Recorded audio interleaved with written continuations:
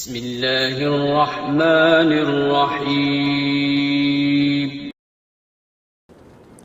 بیعت کیا ہے اور کس سے کریں؟ بیعت کرنا کیسا ہے اور کس بزرگ سے بیعت کرنی چاہیے، اس کے احکامات بیان فرما دیں۔ عمیر خان کراچی۔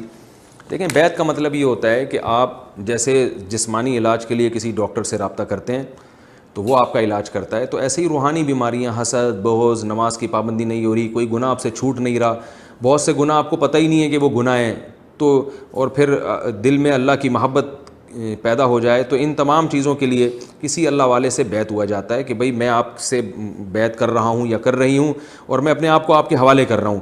حوالے کرنے کا مطلب کیا ہے کہ دینی معاملات میں آپ کو فالو کروں گا، آپ مجھ سے پوچھیں گے، مجھ سے کوئی غلطی ہوتی ہے تو مجھے ڈانٹ لگائیں، اور میں اپنی بیماریاں آپ کو بتاؤں گا جو روحانی بیماریاں ہیں۔ یہ روحانی سے مراد جن چڑیل بھوت نہیں، روحانی سے مراد یہی کہ گناہ نہیں چھوٹ رہا، تو آپ مجھے میرے حالات سامنے رکھ کر مجھے نسخہ بتائیں گے۔ جیسے ہر ڈاکٹر جو ہے نا مریض کے حساب سے دوا تجویز کرتا ہے، ورنہ تو سارے خود ہی ڈائریکٹ میڈیکل اسٹور پہنچ جائیں، دوائیں تو ہر بیماری کی ہیں، لیکن ڈاکٹر بتاتا ہے کہ یہ بیماری آپ کے لیے مناسب بھی ہے یا نہیں ہے۔ تو ایسے ہی گناہ چھڑوانے کے جو ہے نا بہت سارے طریقے ہیں، ہر طریقہ ہر ایک کے لیے نہیں ہوتا، وہ جس سے آپ بیعت ہوتے ہیں وہ آپ کو بتاتا ہے، کیونکہ وہ آپ کے حالات کو جانتا ہے، اچھی طریقے سے آپ اس کے ساتھ رہیں گے تو اس سے پھر آہستہ آہستہ دنیا کی محبت کم ہوتی ہے۔ تو یہ تصور ہے بیعت کا۔ لیکن آج کل اس بیعت کے نام پہ ٹوپی ڈرامہ زیادہ ہو رہا ہے اور اصلاح کم ہو رہی ہے۔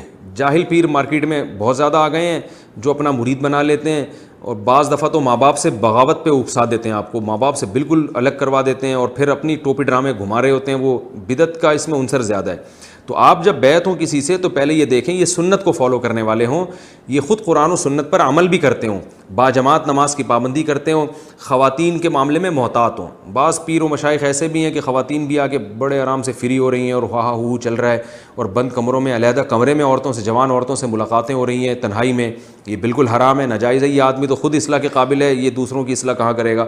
اس طرح کا کوئی پیر ہو تو جان چھڑائیں اس سے، بالکل جائز نہیں ہے، جہالت ہے۔ تو شریعت کو فالو کرتے ہوں، خود یا تو خود بڑے عالم ہوں یا عالم نہیں ہوں تو علماء کے فتوے کو فالو کرتے ہوں، اپنی رائے نہ دیتے ہوں لوگوں میں۔ تو اس طرح سے اگر کوئی ایسے عالم ملتے ہیں تو ان سے یقیناً بیعت ہونا چاہیے جو شریعت کو فالو کر رہے ہوں۔ اس بیعت کی بڑی برکتیں ہوتی ہیں۔ میں بھی بیعتی ہوں، جو آج ٹوٹا پھوٹا اللہ مجھ سے دین کا کام لے رہا ہے تو میں بھی کسی بزرگ کے ہاتھ پہ بیعت ہوں، ان سے ہدایات لیتا ہوں اور جو ہے گائیڈنس لیتا رہتا ہوں ان سے۔ اور ایک وقت تک انسان کو اپنے آپ کو کسی کا تابع بنا کے رکھنا چاہیے۔ یہ جو آج کل چھوٹے چھوٹے بچے آ رہے ہیں اور ایک دم سے وہ قوم کے قائدین بن جاتے ہیں، یہ خود بھی ڈوبتے ہیں، لوگوں کو بھی مروا دیتے ہیں۔ تو اپنے آپ کو اپنے بڑوں کے فرما بردار بنا کے چلنا چاہیے۔ ہاں، کسی کو بڑا بنانے سے پہلے 100 دفعہ سوچیں کہ یہ خود بھی قرآن و سنت کو فالو کرتے بھی ہیں کہ نہیں کرتے۔ اگر نہیں کر رہے تو پھر کسی کو نہ بڑا بنائیں آپ۔